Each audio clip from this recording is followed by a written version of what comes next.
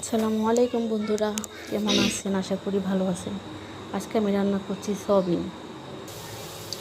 এখন ভাজতেছি।